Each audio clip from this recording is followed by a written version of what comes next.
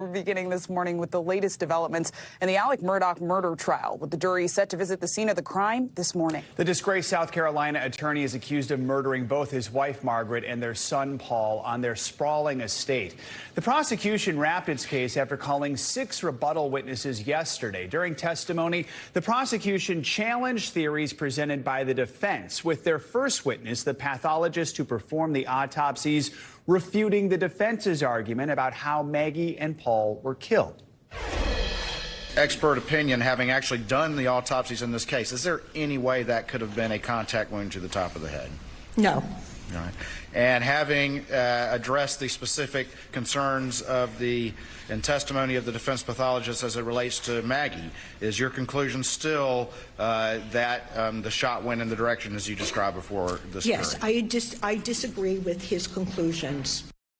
And now this morning, the jury will head to the crime scene. When the jurors return from that scene, both the prosecution and defense will make their closing arguments. Joining us now to discuss is attorney and legal analyst Angela Senadella. Angela, good to have you with us. So it's field trip day. I am fascinated by this. We won't see it. There's no cameras, right? No drones. So we're not really going to know what this looks like. But explain to us what these jurors are going to do at the crime scene today. So this is unusual. It's called a jury view, and it only happens when a piece of evidence is frankly too large to be brought into the courtroom. So here they'll be walking around the crime scene. There'll be no commentary. There'll be no lawyers walking them through. So really, it's just for them to get a sense of the directions of how far he was walking from one place to the other. And the defense can't say anything out there, but they're hoping this helps their case, right? So that's ironic because we don't actually know what they're hoping to pull through. I think it all comes down to the credibility of Alex Murdaugh. The defense's entire case at this point is just Alex is being honest with you. He has nothing to lose. He's bearing his soul. So we're going to bring him onto your property and we're going to show you everything. All right, let's talk about the rebuttal witnesses we saw yesterday. A forensic expert refuted the defense's claims about the height of Maggie's shooter. Let's take a listen to that.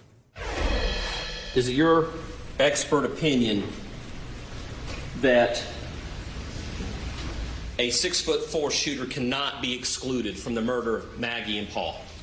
I see nothing that could exclude a 6'4" shooter.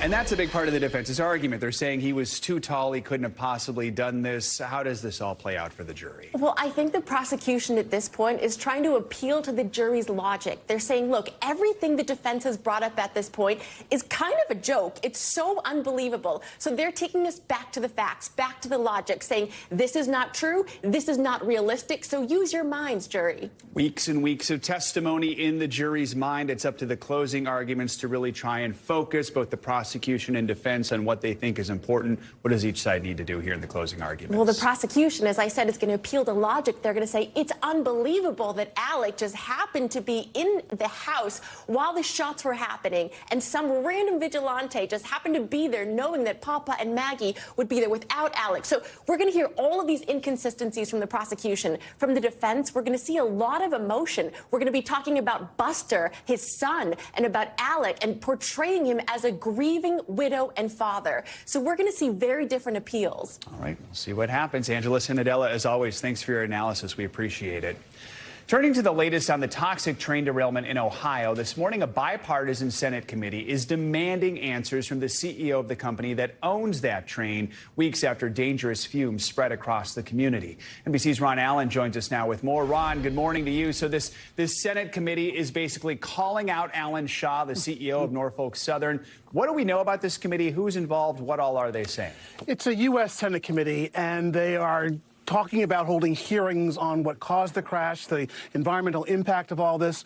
And yes, Alan Shaw, the CEO of Norfolk Southern, is going to be in a hot seat there, and frankly in Ohio and Pennsylvania as well.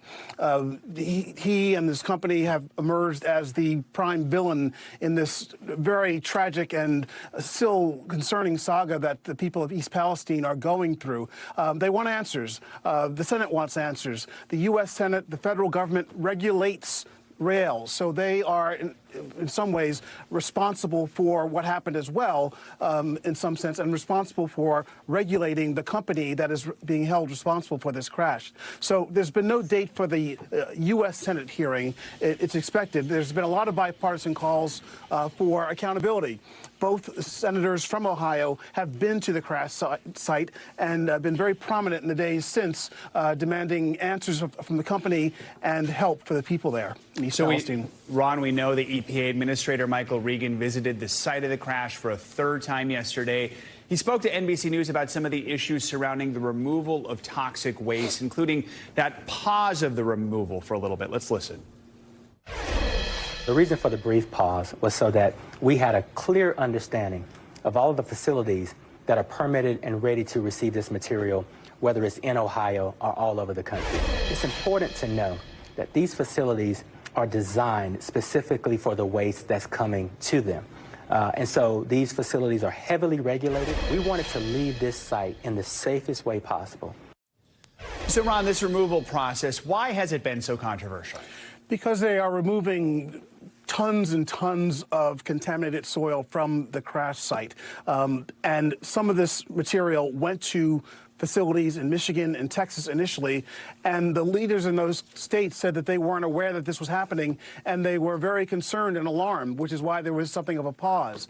Since then, the EPA has gotten more involved in this, and there have been as many as four sites in the state of Ohio that have been identified and where this contaminated material is going to. Another big controversial aspect of all this is that at first Norfolk Southern was not going to remove the material underneath the tracks. There are two tracks going in opposite directions. Obviously, they didn't want to do that because that would slow down train traffic. And when you stand in that town, trains go by every half hour. It's really quite striking how often there are trains passing through this small little town of some 5,000 people or fewer. Norfolk Southern has now agreed to remove the tracks and the soil underneath them and then replace the tracks one by one, a process that's probably going to take several weeks. So there's really been no hard, firm deadline or schedule for how this whole process is going to happen. And it's very controversial because we know the officials have said that this soil is contaminated. So there's a lot of concern in the town about what's going to be happening while this material is moving around. We were standing on a hillside there the other day watching this process. There's a lot of wind sweeping by, and you wonder what's in the air, what's in that soil. And again, the officials there continue to say that testing shows that the air and water are safe. The soil we know is contaminated, so it's a very delicate process and very sensitive process about how it is removed. And so much anxiety about things like you mentioned, even just the wind. So we know, Ron, a few hearings are scheduled for today. What can we expect? Joe, there are so many hearings, it is hard to keep up with it. There are hearings in the states of Pennsylvania and the state of Ohio about every aspect of this process. Remember, this affected two states. And the problem that the states face is that, again, the federal government is responsible for the rails. The states have very little control over the railroads and the rail companies operating in their states. There's one thing that Governor Mike DeWine of Ohio, who is going back to the scene today, has been talking about from the beginning, that, for example, his state was not even notified that a train with hazardous materials like this that caused such a disaster was coming through the state. So that's one thing that states want is more information about what's being transported through them. But basically, these committees want to grill the CEO, Alan Shaw of Norfolk Southern, and others about what caused this. And they want to focus in on the response, the environmental response to it, and the health and safety concerns that are still very, very prominent there. And it's been more than 3 weeks since this happened. And those health and safety concerns, I think, are going to continue for some time because people are concerned not just about the here and now, but they're concerned about the long-term potential impact of all this. And, you know, there are more than a dozen lawsuits, class action lawsuits involving potentially thousands of people who want compensation from Norfolk Southern, the rail company, but they also want long-term health monitoring and screening because that is a really, really big concern there that's not going to go away. All right, Ron Allen, appreciate your reporting. Thank you so much.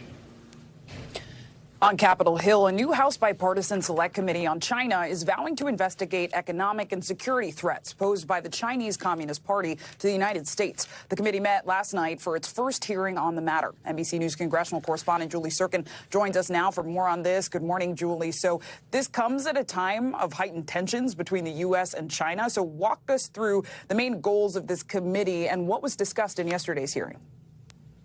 Well, look, this is perhaps the only bipartisan unified panel in Congress right now amid close tensions in the closely divided Congress. And this panel, led by Democrat Raja Krishnamurthy from Illinois and Republican Mike Gallagher of Wisconsin, who was a former Marine Corps intelligence officer for 7 years, they really kicked off this hearing last night in prime time in the same room, I should note, that the January 6th Select Committee held their hearings, really trying to highlight the gravity of the situation. They used this first hearing to educate the American public and sort of give them an inside look as to the policies of the Chinese Communist Party. This committee's goals are to assess competitiveness between the U.S. and the Chinese Communist Party, and not only technical challenges, including TikTok, of course, but also militarily and economically. So they're going to assess all of those things. They had blockbuster witnesses, really unified witnesses, including two from former President Trump's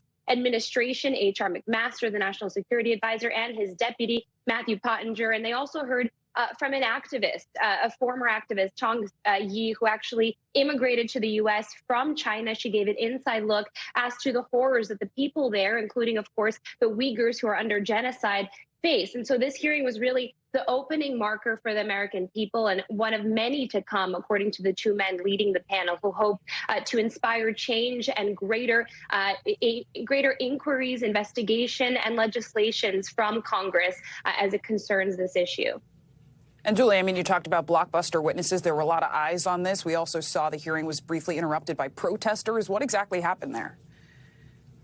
Yeah, two protesters interrupted the hearing. They held signs up, "Stop Asian Hate," among them. And look, they were quickly called out by the witnesses, saying that these kinds of freedoms that they have to protest a hearing wouldn't be afforded to those who live under the Chinese Communist Party in China. And they quickly became a part of the hearing, essentially. These two protesters were from a group called Code Pink. They're anti-war by nature. And the buildings are now open. Of course, we haven't seen this kind of engagement from protesters in some time due to the pandemic, but now we're starting to see it again. And progressives, I should note, originally opposed the formation of this committee because of fears that this could lead to increased stereotypes against the Asian community, one that has seen a lot of violence and uptick in violence after the pandemic here in the U.S. And these concerns were addressed repeatedly at the top by the panel's two leaders, by Krishnamurthy and by Gallagher, saying that the intent of this committee is not to focus on Asian people or people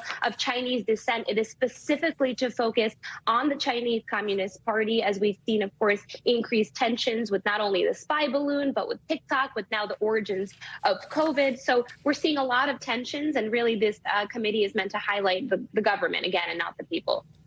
A lot to watch. Julie Sirkin, thank you so much. Now to those new comments from the head of the FBI about the possible origin of COVID-19. This is once again reigniting debate over where exactly the virus came from. NBC News senior congressional correspondent Garrett Hake joins us now from Capitol Hill with the latest. Good morning, Garrett. So FBI Director Christopher Wray made these comments on Fox News. What did he say about the virus's origins? Ziegler, this was interesting because we've reported that the FBI had made this determination back in 2021, but yesterday was the first time we heard it from Chris Wray's mouth that the FBI does believe the COVID-19 virus most likely emerged from a lab in China. And he put it in context by pointing out that the FBI has agents, analysts, bioweapons experts who focus on this kind of thing. The idea that this is still something of an open question, but he suggested that the FBI might be the best position to make this kind of determination here. And he went even further, saying that he believes the Chinese Communist Party, the Chinese government, has tried to interfere with this investigation. He didn't use the word cover up, but that was certainly the direction he seemed to be headed here. The idea that the Chinese government does not want this information to be publicly known. Very interesting comments from an FBI director who doesn't give very many interviews and is always very careful with what he says when he does. And Garrett, notably, there were reports earlier this week that the Department of Energy had concluded with what they described as low confidence that the virus likely came from a lab. So where does this leave the ongoing debate here? Ziegler, if you're like me, you probably didn't know that the Department of Energy is considered part of the intelligence community even, but the DOE has access to the whole national laboratory system, and they, like the FBI, are looking at all the same data and coming to their own conclusions. Their conclusion here, as you said, was that they believe the lab leak theory is most likely, but with low confidence, meaning that there's still a lot of room for other possibilities to be true, or that they're not entirely confident in all the information that they have. This is something of an open question. I just heard former CIA Director John Brennan describe it as a hung jury among the intelligence community. Other elements of it, like the CIA and other folks, are less sure, or perhaps pointing more towards the idea of a natural origin for COVID-19, the idea of something coming out of the animal population, things like that we were talking about back in 2020, 2021. The bottom line is we just don't know. But I think these disclosures from the DOE and the FBI are going to increase attention on this and likely push the intelligence community towards perhaps more of a formal declaration, maybe sometime in the future. And of course, I mean, while we have you, Garrett, an official from China's Ministry of Foreign Affairs responded to all of this earlier this morning. What exactly did they say? Yeah, the Chinese aren't happy about this discussion at all. They're not happy about the lab leak theory. The foreign ministry responded to Director Wray's comments specifically, pushing back against the lab leak theory, accusing the United States of politicizing the pandemic and smearing China with those comments. I think like not the last we're going to hear about this topic. Not the last. Garrett Haake, thank you so much. And President Joe Biden says he will nominate Julie Su to be the next Secretary of Labor. Su is currently the Deputy Secretary of Labor and, if confirmed, would be the first Asian American to serve as a cabinet secretary under Biden. You'll remember Marty Walsh, the current Secretary of Labor, left the administration to become head of the National Hockey League Players Association. Voters in Chicago have sent a strong message choosing not to put Mayor Lori Lightfoot back in office for a second term. Lightfoot secured 17% of the vote, trailing two of her challengers, Paul Vallis, who got nearly 34%, and Brandon Johnson with 20%.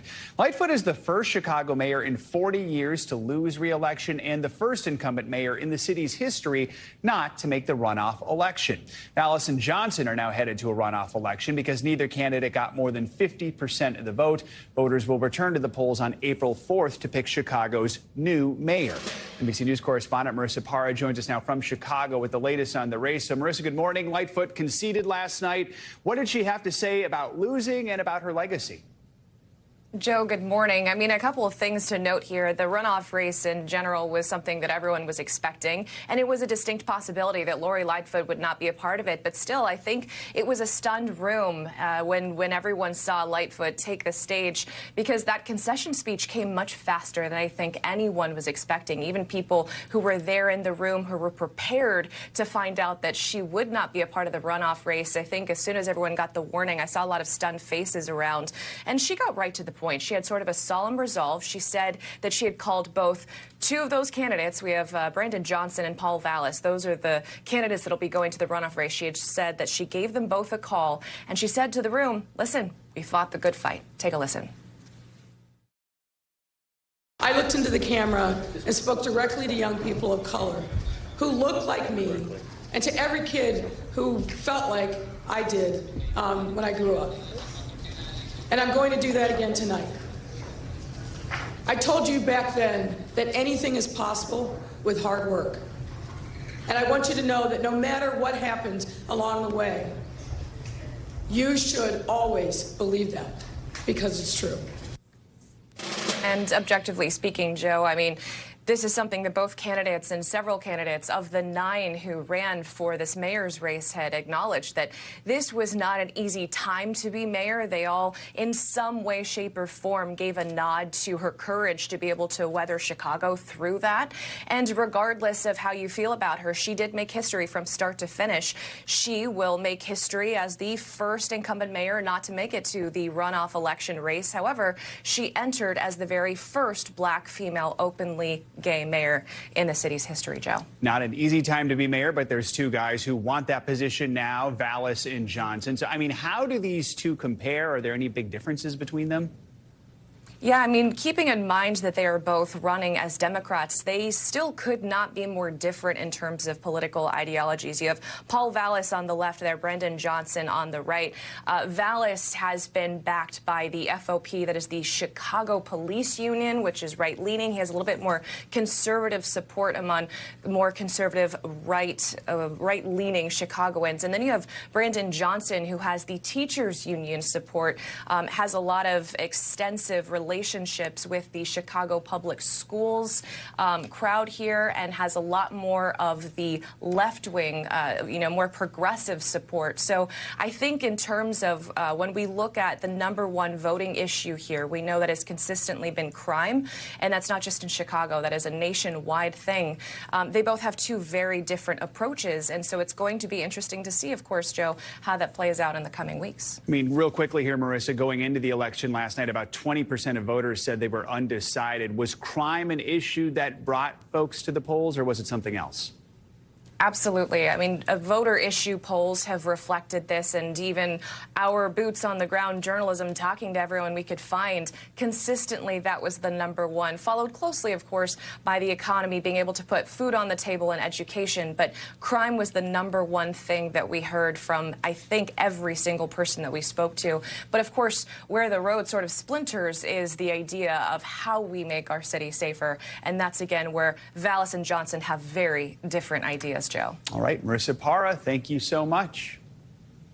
Now to the latest on the weather system that gave Californians a winter surprise. Meteorologist Angie Lastman joins us with the forecast. Angie, good morning. Good morning, guys. Another winter surprise, we should say, because, boy, California just can't catch a break with the snow, the rain, and they got more of that over the past 24 hours. Winter alerts are still up in some areas. There are blizzard warnings at this time, but 15 million people in total are under these winter alerts as this system that was impacting California continues to make its trek to the east. Here's what we know. We have some of these winter storm warnings in effect in parts of the Southwest and also in parts of the Midwest. We're going to start to see some of this snow working through places like the Rockies, still starting to see some of that tapering off in places like the Sierras. Either way, this system, we're in it for the long haul. We've got a couple of days to deal with this. Here's how it plays out. We go through the rest of your day today. There's the southern Rockies getting in on some of that snowfall. We'll also look for severe weather to potentially develop into parts of the plains today, the southern plains, and that's going to be just one of the many impacts that we see through at least the next couple of days. So let's start there.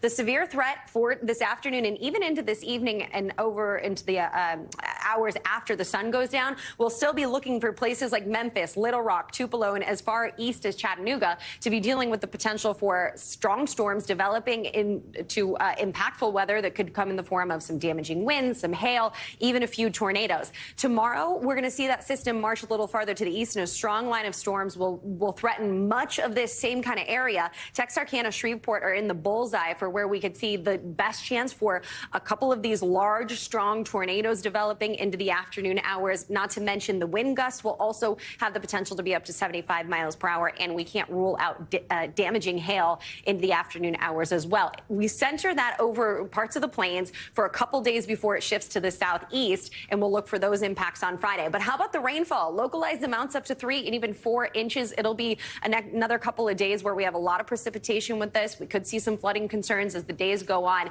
but we're also going to add on some snowfall. Places like Denver, Omaha could pick up on anywhere from 1 to 3 inches. And by the time we get into the weekend, Friday specifically into Saturday, this system moves to the east, and we'll be looking at the potential for rain, snow, a mix of some of that wintry mix that gives us the ice accumulation as well, making it a little difficult as we transition into the weekend for travel. In the meantime, though, Joe, temperatures continue to be warm in the southeast, where we'll look for some record-breaking temperatures. That looks nice. I want to go to there. All right, Angie, thank you so much. Thanks for watching our YouTube channel. Follow today's top stories and breaking news by downloading the NBC News app.